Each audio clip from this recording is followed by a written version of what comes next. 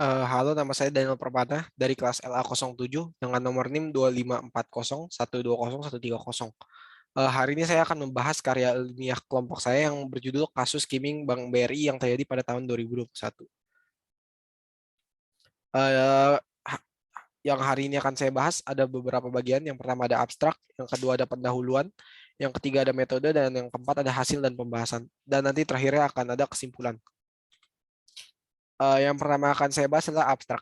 Pada abstrak ini adalah saya akan membahas apa itu skimming dan apa yang dibahas pada karya ilmiah ini. Jadi skimming adalah suatu aktivitas mencuri informasi dari kartu kredit milik pengguna atau nasabah. Skimming dapat dilakukan dengan menyalin informasi melalui magnetic stripe yang terdapat pada kartu sehingga dapat mengambil alih akun nasabah tersebut dan menggunakan alat yang dinamakan skimmer.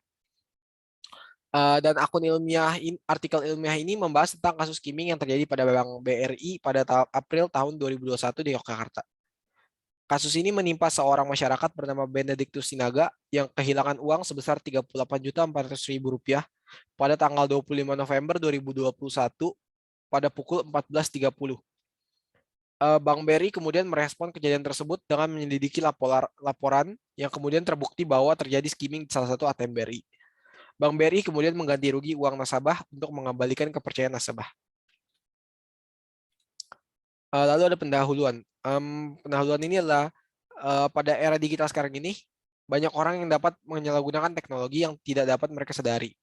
Bahwa dampaknya itu dapat merugikan banyak masyarakat.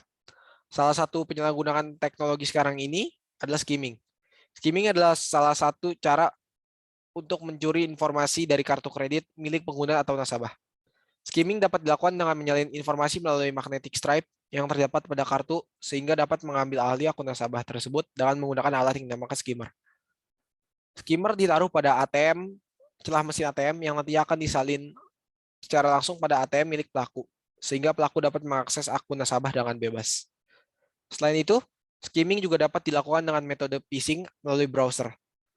Salah satu faktor terjadinya skimming yakni letak dari ATM pada wilayah yang sepi penduduknya. Juga karena kondisi kelayakan pakai dari mesin ATM yang digunakan oleh nasabah. Lalu metode penelitian. Metode penelitian yang digunakan pada karya ilmiah ini adalah artikel ini mengulas literatur tentang skimming yang tersedia secara online. Pencarian online dilakukan menggunakan database bernama Google Scholar. Dan ada 184.000 entry database internet yang mengandung kata kunci skimming. Pencarian ini disaring lebih lanjut menggunakan kata kunci yang lebih sesuai dan ditemukan total 1.620 publikasi yang sesuai dengan topik.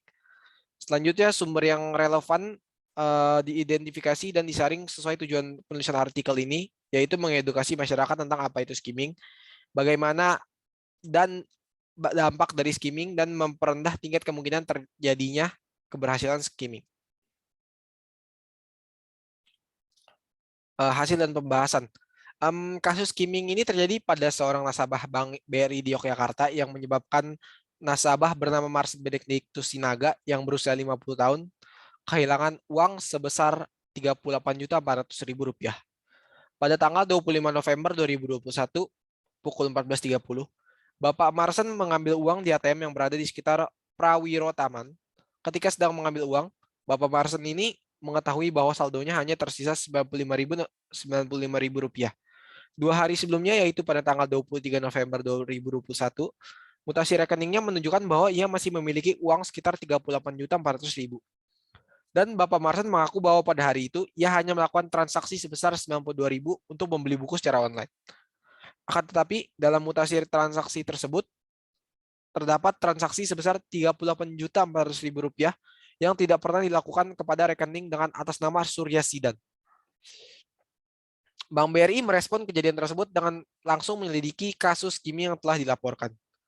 Apabila kasus tersebut memang adalah kejadian skimming, Bank BRI akan bertanggung jawab secara penuh. Penghimbauan terhadap nasabah pun disampaikan oleh pihak BRI untuk memeriksa kondisi tersebut, kondisi sekitar dan kondisi dari mesin ATM tersebut. Dalam kasus ini, Bank BRI juga mendapatkan kerugian tidak hanya dari sisi ekonomi, tetapi juga dari sisi kepercayaan nasabah pada bank tersebut. Nasabah akan mulai mempertanyakan apakah penyimpanan uang pada Bank BRI dapat tergolong aman. Dengan telah terjadinya kasus ini, Bank BRI sebaiknya memeriksa kembali mesin ATM yang berada pada wilayah-wilayah terpencil atau mesin ATM yang jarang digunakan supaya dapat menghindari kasus skimming tersebut. Kesimpulannya adalah skimming adalah salah satu cybercrime yang dilakukan dengan mencuri informasi dari kartu yang dimasukkan dalam mesin ATM. Dan cybercrime ini memberikan dampak tidak hanya kepada nasabah yang kehilangan uang dan datanya, tetapi juga pada bank yang nasabah itu percayai. Untuk mengantisipasi dan menghindari terjadinya skimming, kita perlu meningkatkan kesadaran diri kita terhadap lingkungan di mana mesin ATM yang kita gunakan berada. Sekian presentasi dari saya hari ini tentang topik yang membahas kasus skimming Bank BRI pada tahun 2021. Terima kasih.